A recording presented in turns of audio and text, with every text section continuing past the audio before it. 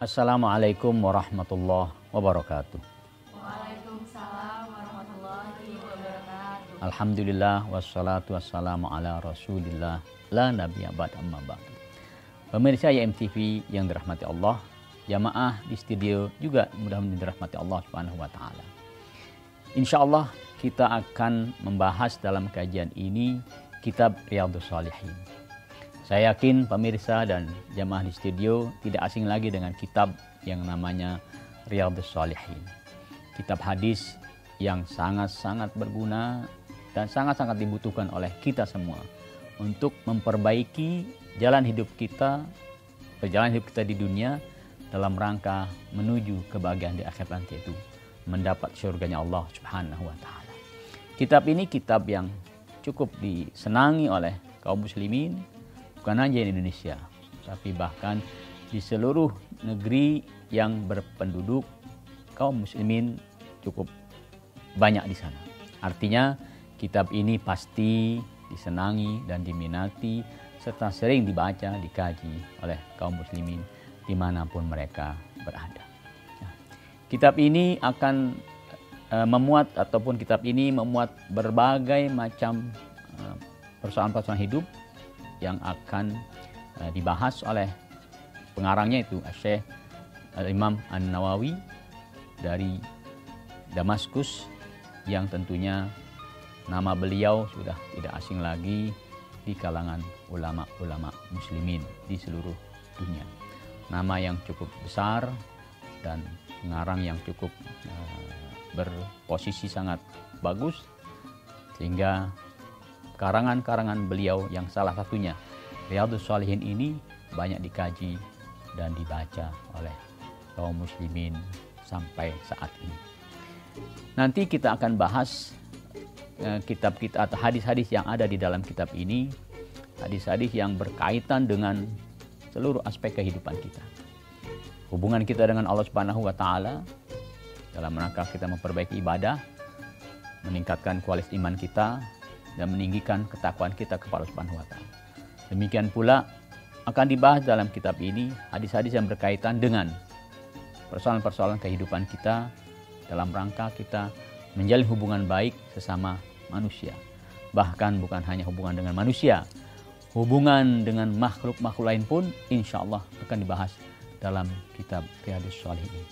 Nah, insya Allah kita akan mulai pada episode ini dengan bab yang pertama, itu babul ikhlas, atau lebih lengkapnya di dalam kitab Riyadhus Shalihin dinamakan al-ikhlas wa ihdharun niyah fi jamil a'mal wal aqwal al-bariz wal khafih. Artinya bab yang pertama ini akan membahas tentang apa itu ikhlas, bagaimana kita menentukan niat kita dalam setiap tindakan dan perbuatan kita, bahkan termasuk perkataan dan ucapan-ucapan kita, baik perbuatan yang nampak maupun kata-kata ataupun ucapan-ucapan yang kita suarakan ataupun yang kita ucapkan di dalam hati kita.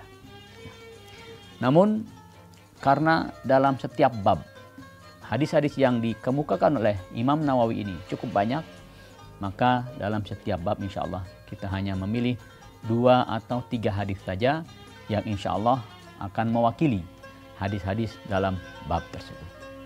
Seperti contohnya dalam bab yang pertama ini, babul ikhlas wa ihdharun niyah, kita akan ambil hadis yang pertama, yaitu yang diriwayatkan oleh Umar bin Khattab. Kita baca lengkapnya hadis tersebut. Barangkali pemirsa di rumah yang berkesempatan memegang kitab Riyadhus Shalihin, silahkan dibuka bab yang pertama, babul ikhlas wa ihdharun niyah, dan hadis yang pertama. Bismillahirrahmanirrahim. An Amiril Mu'minina Abi Hafsin Umar bin Al-Khattabi radhiyallahu anhu qala, sami'tu Rasulullah sallallahu alaihi wasallam yaqul, innamal a'malu binniyat wa innama likulli imri'in ma nawa. Faman kanat hijratuhu ilallahi wa rasulih fa hijratuhu ilallahi wa rasulih. Wa man kanat hijratuhu lidunya yusibuha aw imra'atin yankihuha fa hijratuhu ila ma hajara ilaihi. Muttafaqun ala sihhati. Pemirsa MTV di rumah dan jamaah di studio, itu teks hadis yang diriwayatkan oleh Imam Bukhari dan Imam Muslim. Kita akan melihat terjemah hadis ini sebelum kita jelaskan keterangan ataupun kandungan hadis yang pertama ini. An Amiril Mukminin Abi Hafsin Umar bin Khattab. Dari Amirul Mukminin Abu Hafs Umar bin Khattab radhiyallahu anhu. Qala, dia berkata, Sami'tu Rasulullah sallallahu alaihi wasallam yaqul. Aku pernah mendengar Rasulullah sallallahu alaihi wasallam bersabda, Innamal a'malu binniyat. Sesungguhnya sahnya amal perbuatan itu didasari dengan niat. Wa innama likulli imri'in ma nawa. Sesungguhnya masing-masing orang akan memperoleh apa yang dia niatkan. Faman kanat hijratuhu ilallahi wa rasulih fa hijratuhu ilallahi wa rasulih. Barang siapa yang hijrahnya menuju Allah dan menuju Rasulnya, maka hijrahnya berarti dia akan menuju Allah dan menuju Rasulnya. Waman kanat hijratuhu lidunya yusibuha. Barang siapa yang hijrahnya karena mengejar dunia untuk memperolehnya. Awim ra'atin yankihwa. Atau hijrahnya karena mengejar wanita untuk dia menikahinya. Fahijratuhu ila ma hajara ilaih. Maka hijrahnya sesuai dengan apa yang dia niatkan. Muttafaqun ala sihhatihi. Hadis ini disepakati periwayatannya oleh Imam Bukhari dan Imam Muslim. Jamaah yang dirahmati Allah, hadis ini punya asbabul wurud atau punya sebab di mana Nabi mengucapkan hadis tersebut. Sebagaimana di dalam Al-Quran kita mengistilah asbabun nuzul, maka di dalam hadis ada yang namanya asbabul wurud atau peristiwa yang melatar belakangi sabda Nabi ini diucapkan oleh beliau. Pemirsa YMTV di rumah dan jamaah di studio, kita akan lanjutkan kajian ini pada segmen berikutnya.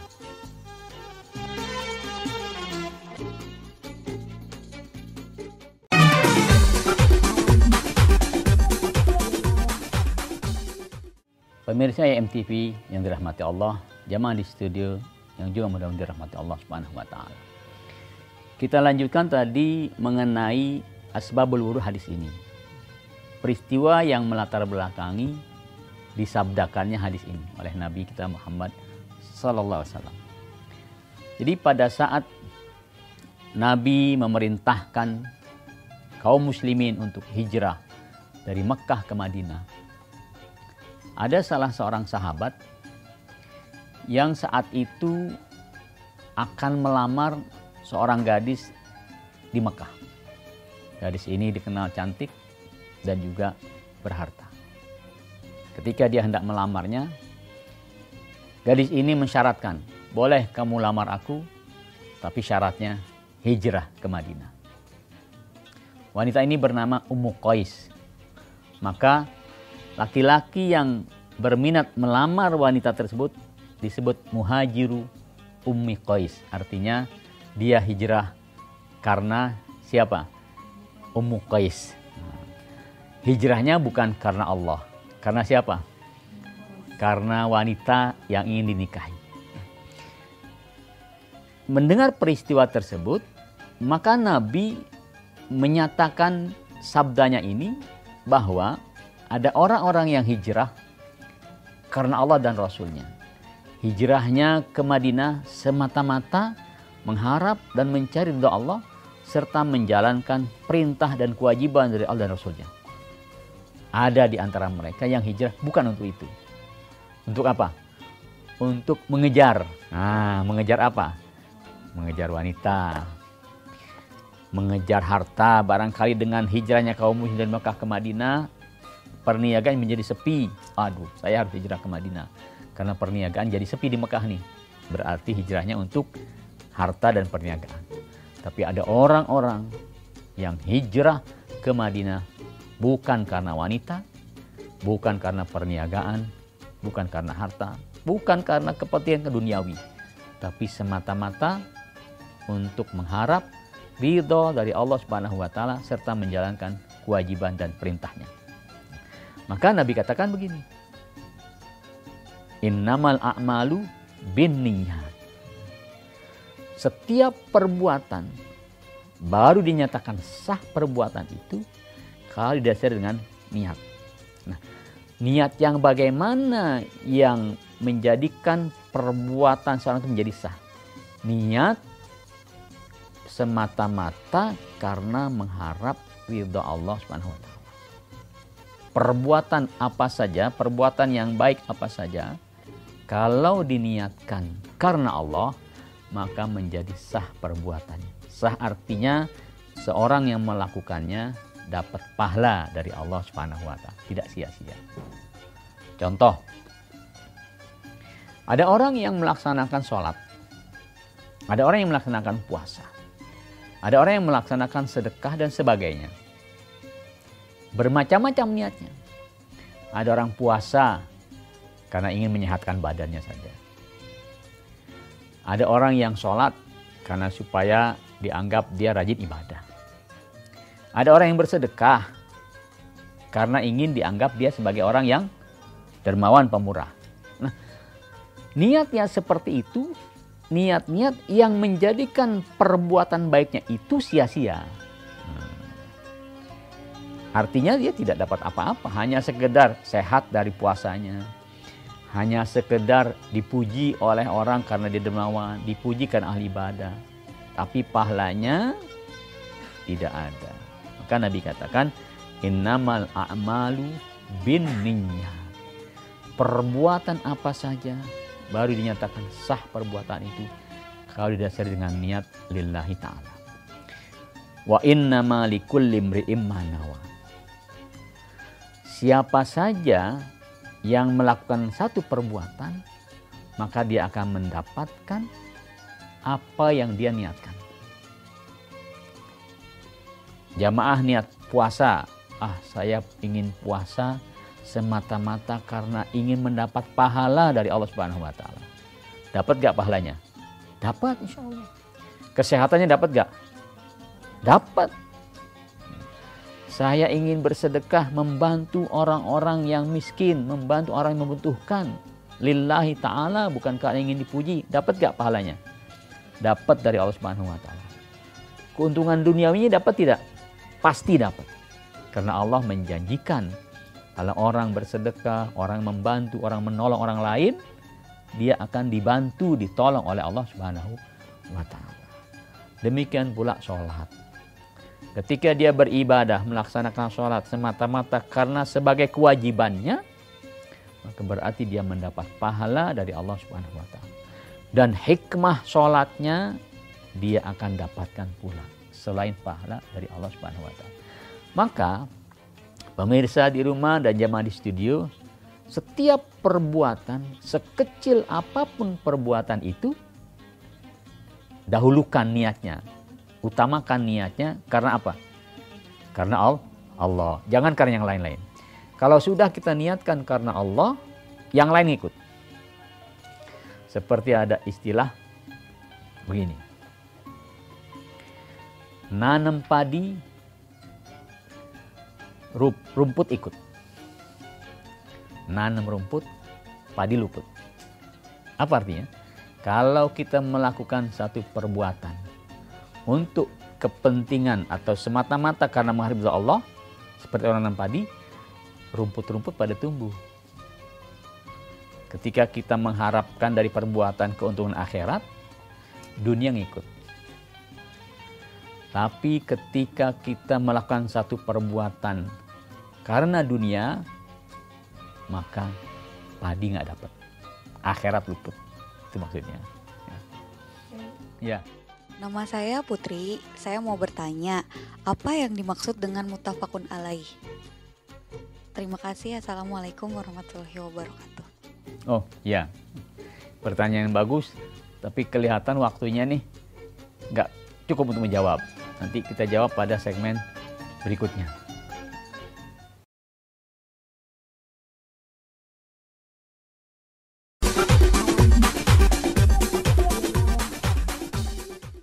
Pemirsa MTV di rumah dan jamaah di studio yang dirahmati Allah. Ada pertanyaan yang menarik tadi. Hadis yang tadi kita baca itu disebutkan derajatnya muttafaqun alaih. Artinya hadis ini disepakati. Disepakati oleh siapa? Oleh dua imam besar hadis, itu Al-Bukhari dan Imam Muslim.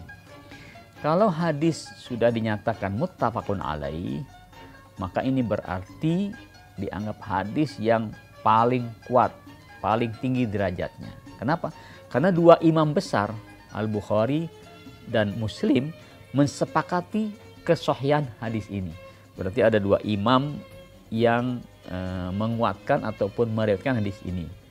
Jangankan dua-dua, salah satu saja, Imam Bukhari saja atau Imam Muslim saja sudah meriwayatkan satu hadis, maka itu juga kita anggap sebagai hadis yang sahih. Apalagi kalau kedua-duanya menyatakan hadis ini sahih.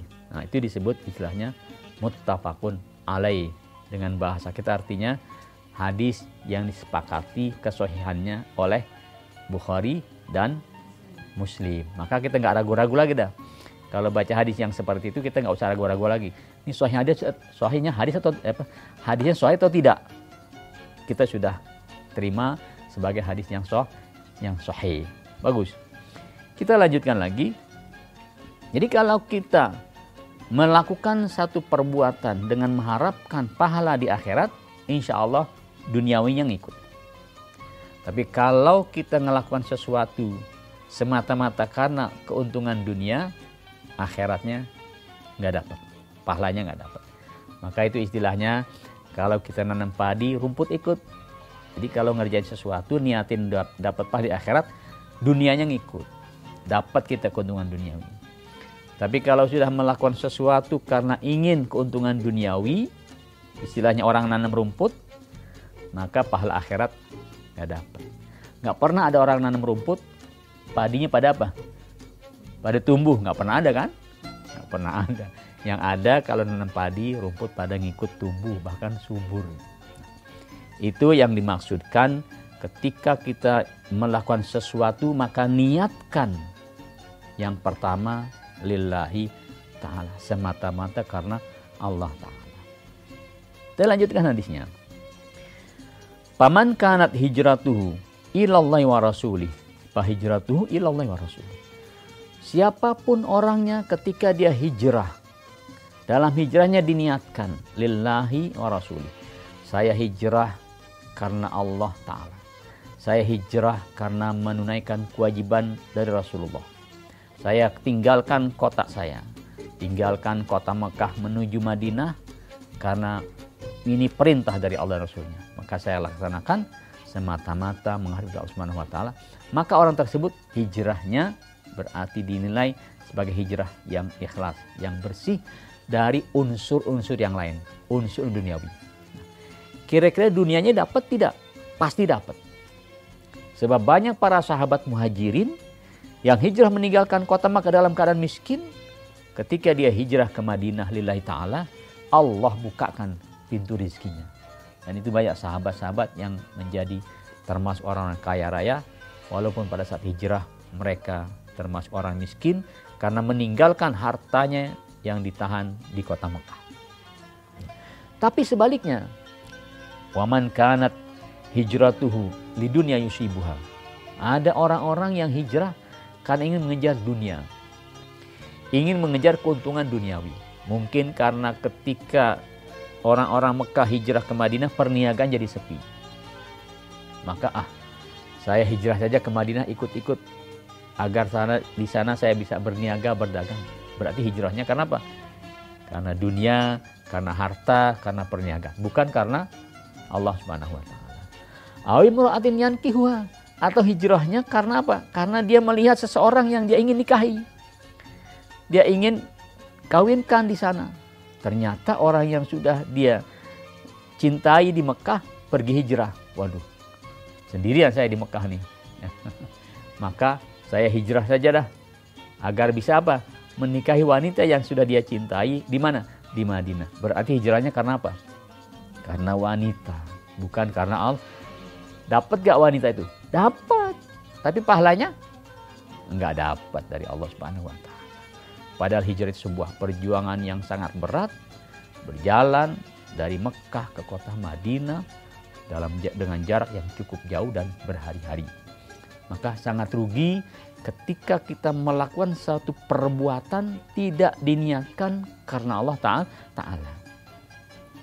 Fahijratuhu ila ma hajara ilaih. Maka orang-orang yang hijrah karena ingin mengejar keuntungan duniawi, karena ingin mengejar seorang wanita yang dia cintai untuk dia nikahi, maka dia hanya dapatkan dari hijrahnya apa yang dia cari. Apa? Keuntungan dunia yang tidak seberapa. Dia hanya dapat menikahi seorang wanita di Madinah setelah dia hijrah. Pahala di akhirat sia-sia. Dan itu sangat rugi bagi orang tersebut. Jamaah yang dirahmati Allah, pemirsa YMTV, dari hadis ini kita pahami bahwa perbuatan apa saja yang baik-baik, ketika kita hendak melakukannya jangan lupa. Apa? Niatkan karena Allah Subhanahu wa Ta'ala. Sampai-sampai perbuatan yang kelihatannya urusan dunia, niatin juga karena Allah. Nih, adik-adik mau sekolah, niatnya untuk apa?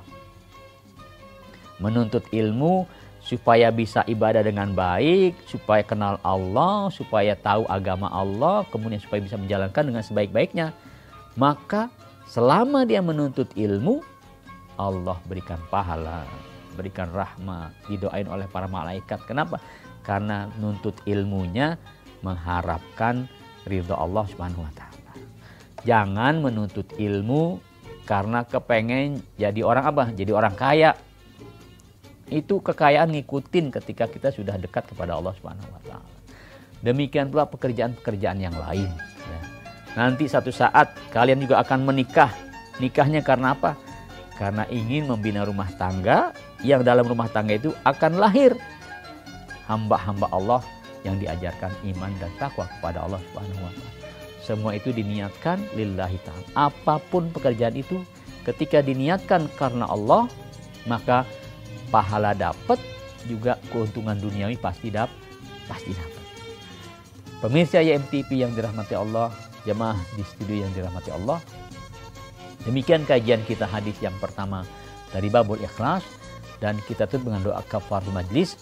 Subhanakallahumma bihamdika asyhadu an la ilaha illa anta astaghfiruka wa atubu ilaik. Wassalamualaikum warahmatullahi wabarakatuh.